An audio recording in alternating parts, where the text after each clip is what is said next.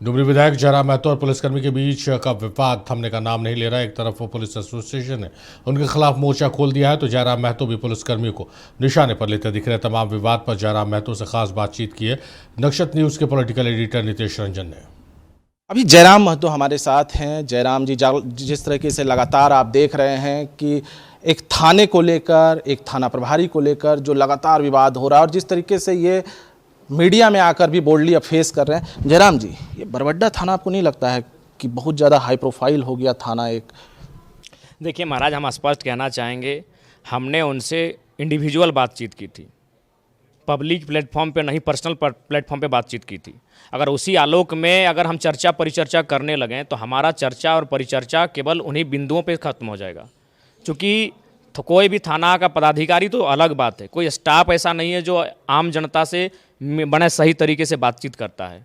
तो हमारा मानना है कि उन्होंने जो जनता को दिया है, और जनता, चूँकि हम लोग जनप्रतिनिधि हैं, हमें 5 साल में एक बार जाकर उन्हें जवाब देना पड़ेगा। तो भाई हम उनको क्या जवाब देंगे?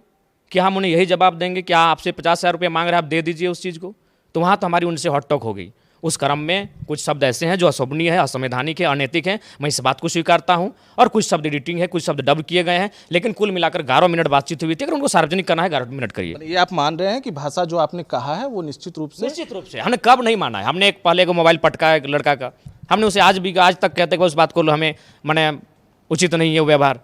तो ये चीज़ें कभी कभी इंसान के जीवन में एकाएक होती हैं, और वो तभी होती हैं जब जनता के साथ कुछ इस तरह का दुर्व्यवहार होता है। अगर वो प्रभारी इस तरह का दुर्व्यवहार नहीं करता तो हमें इसकी कोई ज़रूरत नहीं है। एसोसिएशन जिस तरीके से आपने बोला भी, आपने जो एक अपना फेसबुक पर अपना ये किया, उस पर आपने साफ कहा कि एसोसिएशन जो है लगातार बोल रहा है, तो लिंडा जी के साथ नहीं है एसोसिएशन, अदर्स के साथ रहता है, ऐसा क्यों? चूँकि आप चाहें तो लिंडा जी का नंबर अगर आप पता कर लीजिए, लिंडा जी के साथ, जबकि उनका मेरा और उनका जो बातचीत था वो पब्लिक प्लेटफॉर्म में था। और वहाँ जब लिंडा जी गए बोकारो एसोसिएशन तो उन्होंने साफ कह दिया कि विधायक और थाना प्रभारी स्वतंत्र का रिश्ता होता है, उनमें ये होता है, ये चलता रहता है, इसीलिए इसमें हम लोग कोई मदद नहीं करेंगे।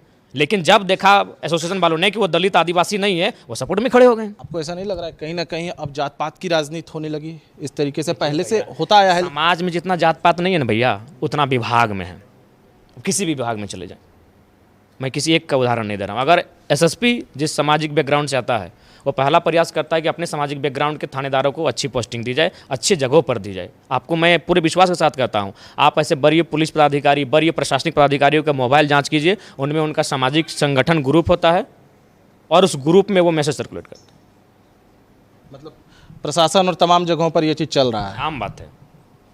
और उसी का परिणाम है कि उन्होंने प्रेस कॉन्फ्रेंस की। हालांकि प्रेस कॉन्फ्रेंस करने वाले कुछ झारखंड के लोग हैं, लेकिन उनके पीछे जो लोग थे वो डेलीगेट्स के माध्यम से आते हैं। झारखंड में जयराम महतो ये चाह रहे हैं कि भाई उस दिन भी जो आपने कहा कि सरकार आएगी, तो सरकार किसकी आएगी? मेरी मैंने भी वर्तमान की सरकार हटेगी तो जाहिर सी बात है, हम लोग भी चुनाव में तैयारी कर रहे हैं, हम लोग भी चाहते हैं हमारी सरकार बने, तो हम लोग ऐसा नहीं होने देंगे, ये स्पष्ट है। हम लोग ऐसा नहीं ये आप उस दिन बोले थे तो ऐसा लग रहा था कि हो सकता है कि आप, चूंकि आप, मुझे याद है जब मैंने आपके घर पर जाकर 1.5 घंटे इंटरव्यू किया तो उस दौरान भी आपने कहा था कि देखिए अकेले कितने दम तक चलेंगे, ठीक है, हो सकता है कि किसी के साथ हमको चलना पड़े। ये लेकिन अब ऐसा माहौल हो गया ना भैया कि हमें लगता है कि अकेले हम लोग अच्छा करेंगे।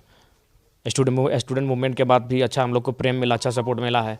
और जो हम लोग शोषित वंचितों के लिए आवाज़ हो जाते हैं, खड़े हो जाते हैं, अपनी परवाह तक नहीं करते हैं, ऐसे में हमें अच्छा सपोर्ट मिल रहा है। कि जैन जी का दौर आ रहा है, पैसे को महत्व नहीं देंगे, लेकिन पैसा तो महत्व, मुझे लगता है कि आने वाले समय में आप इसे तोड़ना थोड़ा मुश्किलों से भरा होगा। लेकिन जयराम महतो ने जिस तरीके से बेबाकी से अपनी बातें रखी, थोड़ा एग्रेशन कम करना होगा। एग्रेशन जिस तरीके से जयराम महतो का वो खतरनाक, वो समय आयोग तय करेगी। अब हम 30 साल के जयराम का इंटरव्यू ले रहे हैं, 10 साल बाद लेंगे तो उसमें अंतर रहेगा। मतलब थोड़ा सा जब सत्ता मिलेगा तो अंतर आ जाएगा। बिल्कुल अंतर रहेगा। चलिए, जयराम महतो कह रहे हैं कि सत्ता आएगी तो अंतर भी आएगा। स्वाभाविक सा यही होता है कि जब कुर्सी मिलता है तो आदमी में कुछ ना कुछ परिवर्तन होता है। कैमरा पर्सन के साथ नितेश रंजन, नक्षत्र न्यूज़, रांची।